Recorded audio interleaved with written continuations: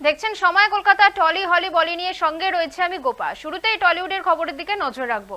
জন্মদিনের আগে বেশ কয়েকটি দিন প্রয়াগরাজে কেটেছে অপরাজিতা আড্ডোর। স্বামী এবং নাচে স্কুলের এক ছাত্রীর পরিবারকে নিয়ে কুম্ভে গিয়েছিলেন অভিনেত্রী। গুরু শিবিরে থেকে ত্রিবেণী সঙ্গমে ডুব দিয়ে আধ্যাত্মিক সফরের অভিজ্ঞতা তুলে ধরেছিলেন অভিনেত্রী। আর শহরে ফিরতেই তার জন্মদিন। এবছরের জন্মদিনটা বড্ড বেশি স্পেশাল অভিনেত্রীর কাছে। প্রতি বছর শাশুড়ি মায়ের হাতের রান্না করা খাবার খেয়ে জন্মদিন কাটে অপরাজিতার। চলতি বছরও তার অন্যথা হয়নি। জন্মদিন উপলক্ষে অপরাজিতার হাজব্যান্ড অপরাজিতাকে সোনার কানের দুল গিফট করেন।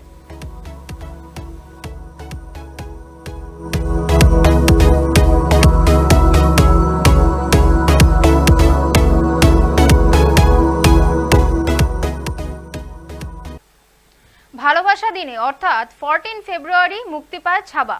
শুরু থেকে এই ছবি যে বেশ সাফল্য অর্জন করবে তা আগে থেকেই জানা ছিল সকলের। যেমন প্রত্যাশা ছিল এবার সেটাও পূরণ হলো। মুক্তি পাওয়ার 10তম দিনে ছবিটি 40 কোটি টাকা আয় করেছে। ছাবার আয় বক্স অফিসে 300 কোটি টাকার গণ্ডি টপকে গেল। বর্তমানে ছত্রপতি সম্ভাজি মহারাজের বায়োপিকে মোট আয় গিয়ে দাঁড়িয়েছে 326 কোটি 75 লক্ষ টাকায়। 23 ফেব্রুয়ারি ছবিটি বক্স অফিসে 1 কোটি 11 লাখ টাকার ব্যবসা করেছে। ফলে বর্তমানে অর্জুন কাপুর অভিনীত ছবিটির মোট আয় 4 কোটি 31 লাখ টাকা।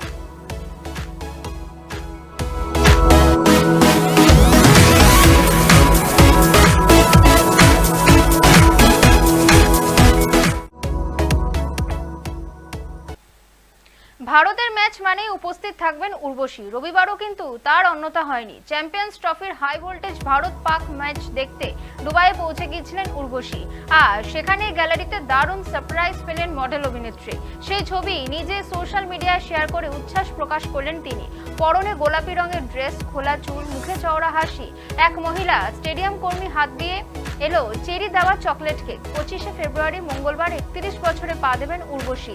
তার প্রাক্কালেই এমন সারপ্রাইজ পেয়ে আপ্লুত অভিনেত্রী। এরপরই শুরু হয় সমাজ মাধ্যমে নানা প্রশ্ন। কে পাঠালেন এই কেক? অনেকে আবার ঋষভ পান্তের কথা মনে করিয়ে দিলেন। তাহলে কি ঋষভ পান্তের ধ্যান ভঙ্গ করতে পারলেন শেষমেশ উর্বশী? এমন ভাবনা মনে উকি দেওয়া অস্বাভাবিক নয়। পান্তের প্রতি ভালোবাসার কথা বারবারই প্রকাশ করেছেন উর্বশী। তার খেলা দেখতে মাঠেও পৌঁছে গিয়েছেন তিনি একাধিকবার। যদিও পুরো বিষয়টাই এড়িয়ে যাওয়ায় পছন্দ করেন পান্ত।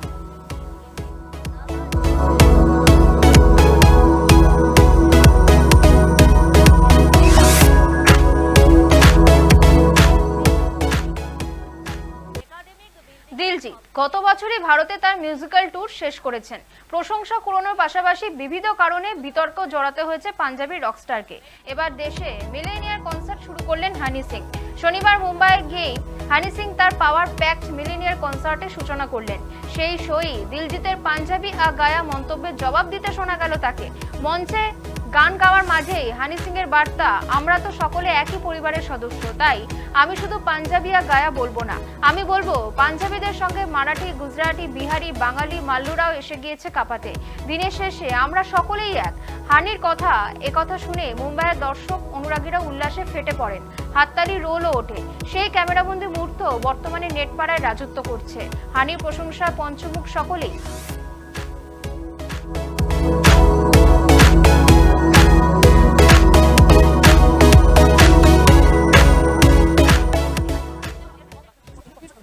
একের পর এক কৌতুক শিল্পী আইনি বিপাকে। বেশ কিছুদিন ধরেই চর্চায় রণবীর বিতর্কিত মন্তব্য। মামলা গড়িয়েছে শীর্ষ আদালত পর্যন্ত। ঠিক সেই আবহেই বেফাঁস মন্তব্য করে ভারতীয় সংস্কৃতিকে কলুষিত করার অভিযোগ উঠল আরেক কৌতুক শিল্পী মুনাওয়ার ফারুকির বিরুদ্ধে।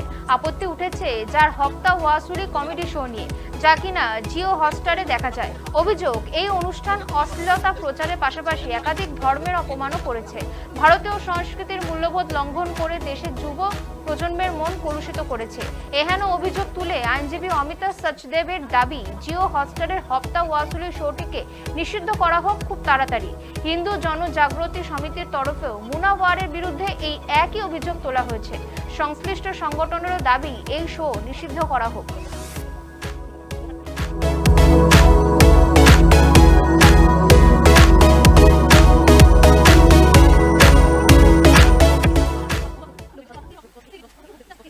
এবার মহাভারতকে সিনে পর্দায় নিয়ে এসে স্বপ্ন পূরণ করতে চলেছেন আমির খান। সম্প্রতি আমির জানিয়েছেন, আমার বহুদিনের স্বপ্ন মহাভারতের আধারে সিনেমা তৈরি করব।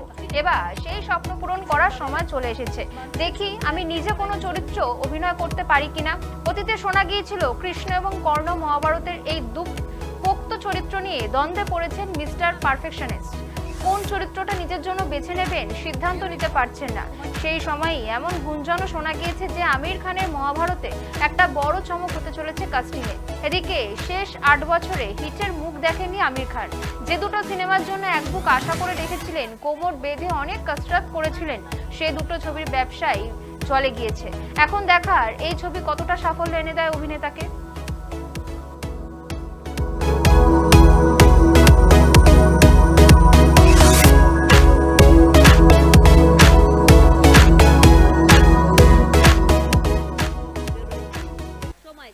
শুট করতে গিয়ে গুরুতর বিপত্তি, মারাত্মক জখম হয়ে হাসপাতালে ভর্তি জনপ্রিয় গায়ক গুরু রন্ধাওয়া।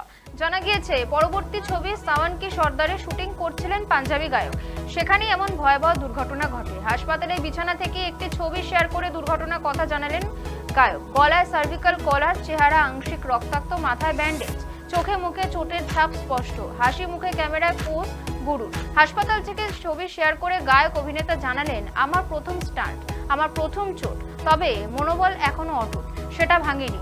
সাওয়ান কি সর্দার ছবির সেটের স্মৃতি। হাসপাতালে শয্যাশায়ী গুরুকে দেখে অনুরাগীরা তো বটেই, অনেক তারকারাই উদ্বেগ প্রকাশ করেছেন।